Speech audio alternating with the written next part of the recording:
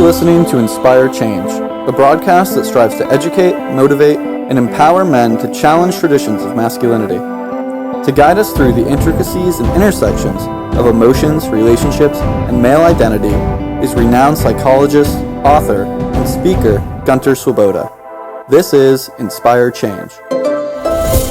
Before I begin the actual podcast, I would like to respectfully acknowledge the Gadigal people of the Eora Nation, who are the traditional custodians of the land on which I work. I would also like to pay my respects to their elders past and present. Welcome everybody to another episode of Inspire Change with Gunter.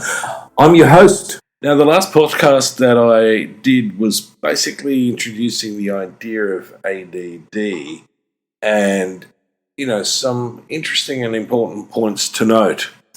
I want to continue with the theme because today what I want to do is I want to do a bit of a comparison between ADD and the presenting symptoms and that of anxiety. Now, the reason why I want to do this is because unlike the DSM-3, which is the Diagnostic and Statistical Manual of Mental Health Disorders, that draws a very strong distinction between the two disorders, I'm actually going to suggest that that way of looking at things is not that simple. It's actually a lot more complex than that. We need to take a lot more into account.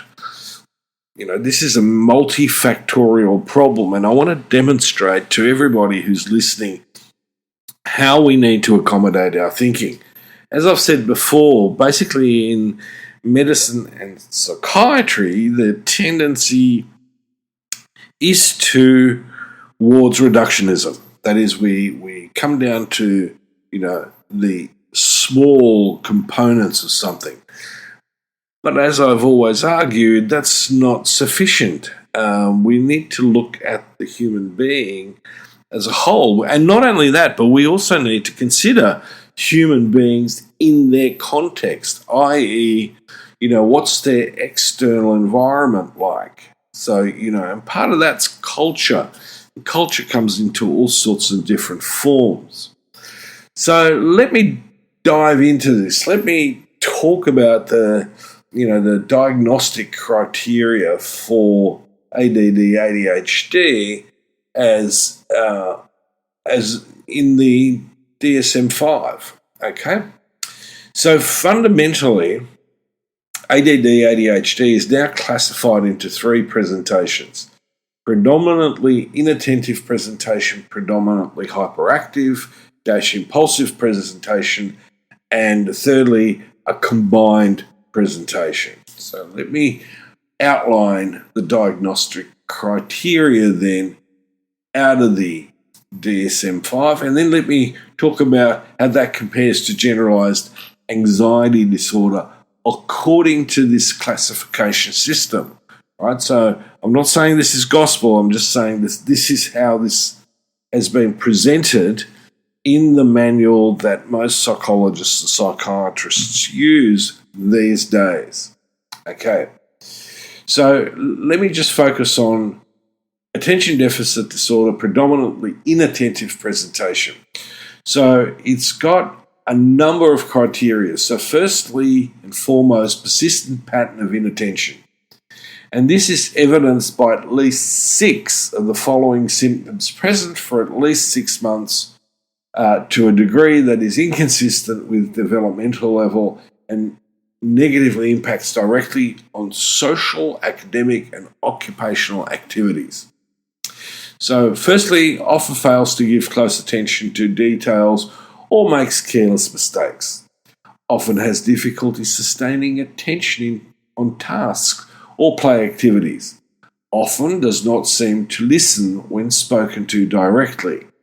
Often does not follow through on instructions and fails to finish schoolwork, chores, or duties in the workplace, not due to oppositional behaviour or failure to understand instructions. Okay, so there's quite a difference there.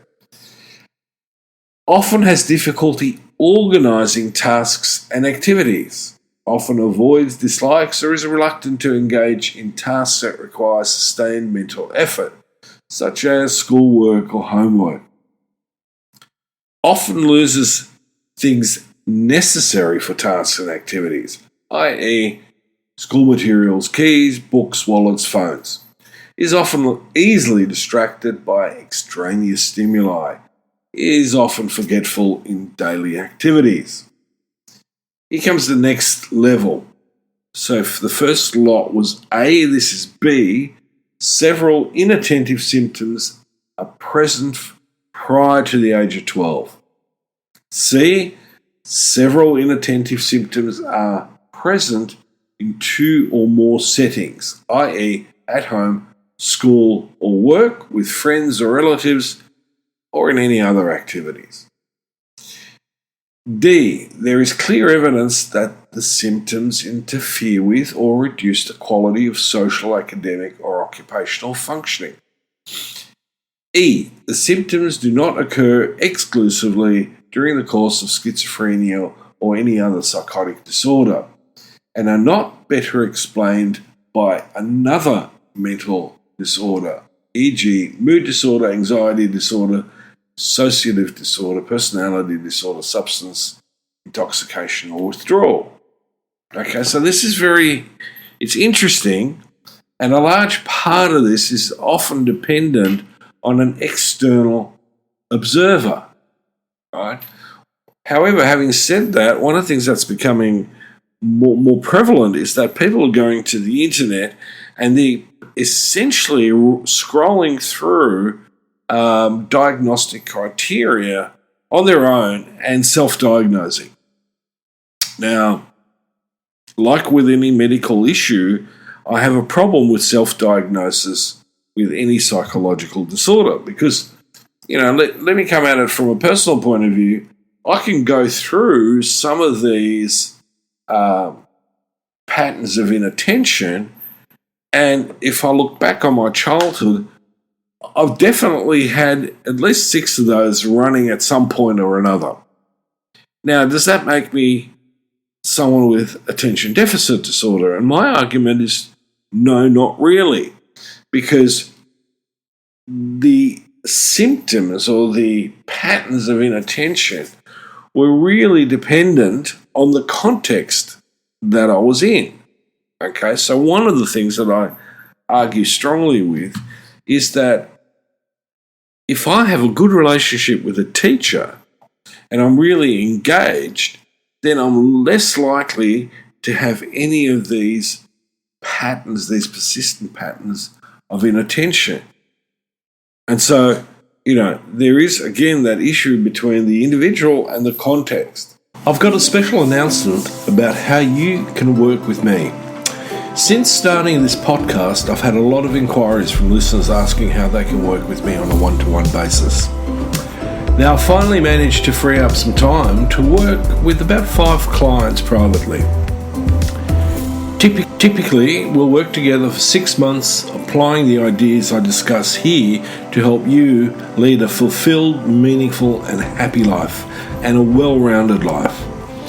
If that's something you'd be interested in, drop me an email at gunter@goodmengreat.com and we'll be in touch. So, as a 12-year-old, what was I like? Well, I was having a lot of fun.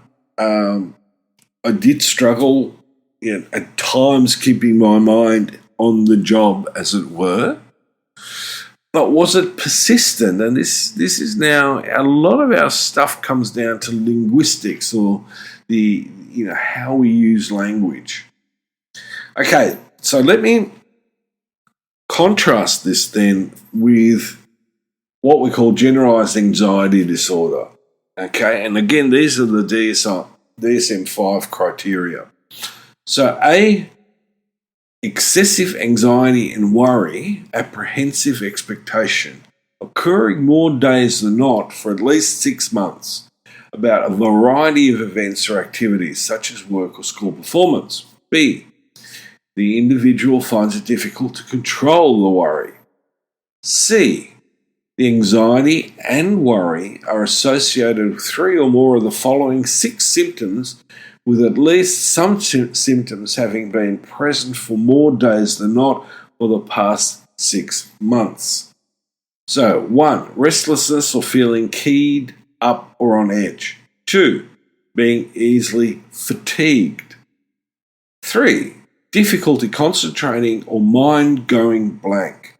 4, irritability. 5, muscle tension. 6, sleep disturbance. So that means difficulty falling asleep, staying asleep, or restless, unsatisfying sleep.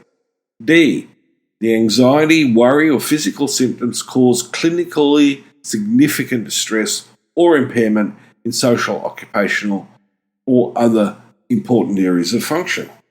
E, the disturbance is not attributable to the physiological effects of a substance or any other medical condition. F, the disturbance is not better explained by another mental disorder like anxiety or worry about having panic attacks in panic disorder, negative evaluation in social anxiety disorder, contamination or obsessions in obsessive compulsive disorder, separation from attachment figures in separation anxiety disorder, reminders of traumatic events in post-traumatic stress disorder. So, the picture on the surface looks quite different to ADD, or does it? And this is the thing where I think we need to really begin to dig deep in this. Now, if I run a comparison across these symptomologies, right, I'm going to come up with a few interesting observations. While ADD, which is, again, predominantly inattentive presentation, and generalized anxiety disorder both involve attention-related symptoms, they are considered to be distinct in several ways. Firstly, the nature of symptoms. So ADD primarily involves difficulties with attention, organisation, follow-through on tasks, whereas generalized anxiety disorder is characterized by excessive uncontrollable worry and physical symptoms relating to anxiety. Secondly, we're talking about onset. Fundamentally, ADD symptoms typically have an onset in childhood, while generalized anxiety disorder symptoms may have a later onset and often appear in adulthood. 3, functional impairment. Both conditions can lead to functional impairment, but ADD primarily affects academic and occupational functioning, while generalized anxiety disorder affects a broad range of life areas due to this excessive worry. 4, durations. Generalized anxiety disorder symptoms must be present for at least 6 months, while ADD symptoms persist for an extended period but are not necessarily required to be present every day. Okay, so that's quite a significant difference. 5, treatment.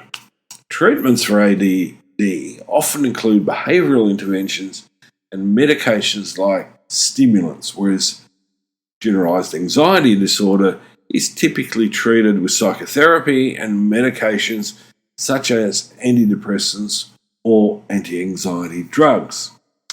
Now, this is where it gets really, really important. It is absolutely fundamentally important to consult a qualified healthcare professional for a comprehensive assessment and accurate diagnosis. This is not to be done on your own reconnaissance, in a sense, because when I go through what I've just done, as an experienced clinician, I can actually already pinpoint some strengths and weaknesses in the diagnoses of both ADD and generalized anxiety disorder. So the picture is not as straightforward as this makes it out to be. And for a start, we need to also consider the sort of theory that this hangs on. You know, do we have a medical theory, a psychological theory? Do we have a biopsychosocial model? What is it that we're working with to explain the sorts of issues that we have in people's functioning. So I'm not necessarily only looking at symptoms, but I'm also looking at how the person really functions in their life. And that's a really important difference. So the reason why I've done this is for some clarity. Now, having said that, it's actually a lot more complicated than that. And that's what I want to pick up in the next podcast, is I want to look at a deep dive into how we can, not just compare, but also understand ADD and generalized anxiety disorder better.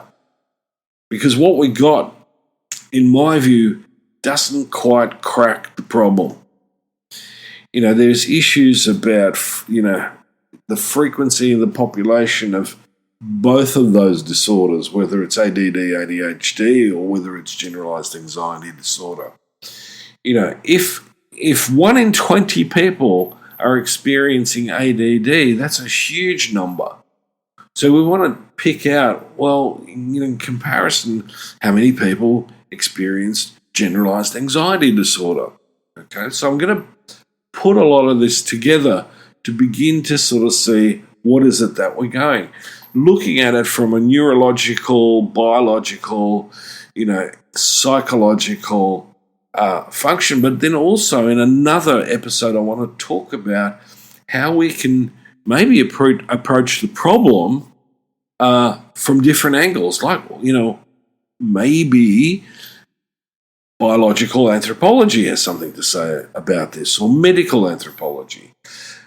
Can we get a broader or deeper understanding of the issues when we're including other areas of study? This is really, really important. Quite often we come out of our training with actually quite a narrow understanding of how human beings actually function. So I want to take that up further. So I hope this has been useful. I'm really at this point simply trying to stimulate your minds to begin to critically think about what is presented to you. Okay, it's a bit like, on another level, let me go to a really big level, it's, are men and women more different than similar? This is very similar to this, okay? How different is ADD from generalized anxiety disorder, or how similar ultimately are they in the person's experience? Because I think that's one of the really important aspects of this. Because the other phenomenon is really interesting, which is, why has ADD exploded into the public conscious the way that it does, when a lot of people, and I mean a lot of people, suffer from generalized anxiety disorder? Okay, until the next episode, this is me signing off. Please, critical thinking is fundamentally important in change, and so is reflection. Please think about this, reflect on it, and see what your experience may be in both of these areas. So until next time, this is me signing off. Love to hear from you. And if you're interested, please check out my work on www.guntersvoboda.com or www.goodmengreat.com. Thank you for listening to Inspire Change, a broadcast that strives to educate, motivate, and empower men to challenge traditions of masculinity. For more information on the Making Good Men Great movement, or for individual or group coaching sessions with Gunter, visit goodmengreat.com. For inquiries regarding broadcast topics or appearing on the show, email Miranda at noirtainment.com. That's Miranda at noirtainment.com.